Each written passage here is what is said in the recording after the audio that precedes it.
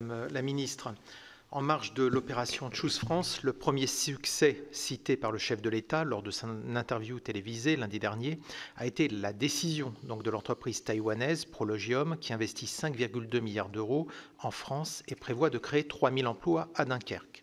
Le président de Prologium déclare dans un hebdomadaire combien l'implication personnelle du président de la République a été déterminante dans la décision de sa société.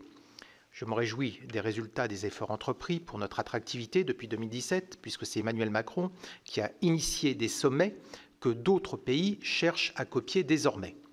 Vous l'avez dit, la France est depuis 4 ans au premier rang européen pour accueillir les investissements étrangers. S'agissant de Taïwan, vous avez rappelé depuis Tokyo, Madame la Ministre, et je vous en remercie, la politique constante et sans ambiguïté de la France en faveur de la paix et de la stabilité dans le détroit et opposée à toute modification unilatérale du statu quo. La Chine, elle, affirme sa volonté de s'emparer par la force, s'il le faut, de Taïwan, dont elle revendique la souveraineté au nom de la réunification nationale. Fermez les guillemets.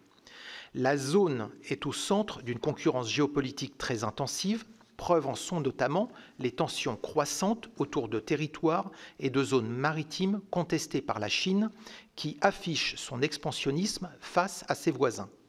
La situation dans l'Indo-Pacifique n'a jamais été aussi dangereuse depuis la Deuxième Guerre mondiale, a déclaré l'ambassadrice d'Australie en France lors d'une conférence à Paris. Les parlementaires français se rendent régulièrement à Taïwan pour renforcer notre relation bilatérale avec l'île, vous le savez, qui pointe à la 20e place pour son PIB. Des ministres européens se déplacent également régulièrement sur l'île et en profitent pour saluer la vigueur de cette économie et de sa démocratie. Cela fait de nombreuses années que l'île n'a pas été visitée par un membre du gouvernement français. Compte tenu de la hauteur de l'investissement taïwanais dans l'Hexagone, est-ce que vous ou le ministre Olivier Becht, en charge du commerce extérieur, de l'attractivité et des Français de l'étranger, avez prévu de vous rendre prochainement à Taïwan afin de marquer notre reconnaissance pour cette marque de confiance et approfondir notre relation bilatérale? Je vous remercie.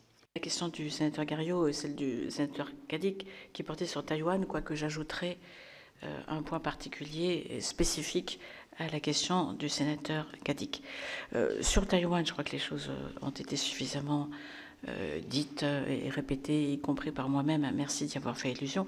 La France, si je devais résumer les choses, est favorable au statu quo et défavorable certainement à toute modification unilatérale de ce statu quo. Évidemment, encore davantage s'il devait être imaginé de se faire par la force. Et d'une façon générale, elle est défavorable à la montée des tensions. C'est la raison pour laquelle les dernières semaines en particulier nous ont conduits à nous exprimer pour qu'il soit clair pour les uns et les autres que ça n'était pas une situation positive. Nous assurons par ailleurs le respect des grands principes du droit international. Et pour ce qui concerne la liberté de circulation dans le détroit de Taïwan, je crois que nous sommes le seul pays à l'avoir fait dans ce moment particulier et avec ce message qui était parfaitement compris des uns et des autres. Et donc si le contexte est plus calme qu'il y a quelques semaines, et si cela devait pour partie être dû à l'action de la France, nous nous en réjouirions. Les relations avec Taïwan sont de qualité, elles sont anciennes, elles sont en développement de surcroît, mais elles sont économiques et culturelles, elles sont aussi parlementaires, vous le savez bien, monsieur le sénateur, mais ce ne sont pas des relations diplomatiques. Alors pour en venir aux deux questions précises qui m'ont été posées, nous sommes favorables, et d'ailleurs ça se pratique, nous sommes favorables à la présence de Taïwan dans un certain nombre d'organisations internationales spécialisées, là où sa présence a ou aurait une valeur ajoutée. J'ajoute, monsieur le sénateur, que c'est le cas à mes yeux, de l'OMS, tout en répétant que cette présence de Taïwan dans des organisations internationales spécialisées n'emporte pas reconnaissance comme État. La 76e Assemblée de l'OMS est en cours, et sachez que nous avons exprimé notre accord pour que Taïwan soit étroitement associé aux travaux de l'organisation. Je ne vois pas qu'il faille faire une exception à ce principe général que je rappelle. Monsieur le sénateur Cadic me demandait si je comptais effectuer, en tant que ministre en tout cas, une visite à Taïwan ou y envoyer un des ministres du pôle. Ça n'est pas prévu, monsieur le sénateur, donc non, je ne le prévois pas. Et j'ajouterais même que je ne le pense pas approprié, voulant voir dans la politique équilibrée qui est la nôtre et qui produit quelques résultats, un meilleur moyen d'action pour assurer le respect du droit international et, je dirais, l'apaisement qui est bien nécessaire lorsqu'on parle de cette zone.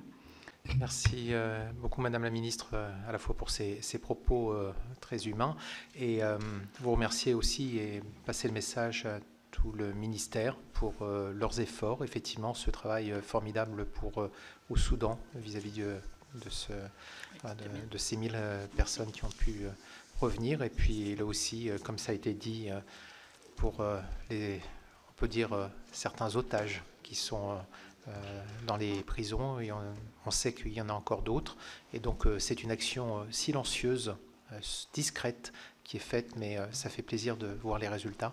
Bravo à toutes et à tous pour cela. Merci encore, Madame la Ministre. Merci infiniment, Monsieur le Président. Merci beaucoup. Mesdames et Messieurs les sénateurs, merci.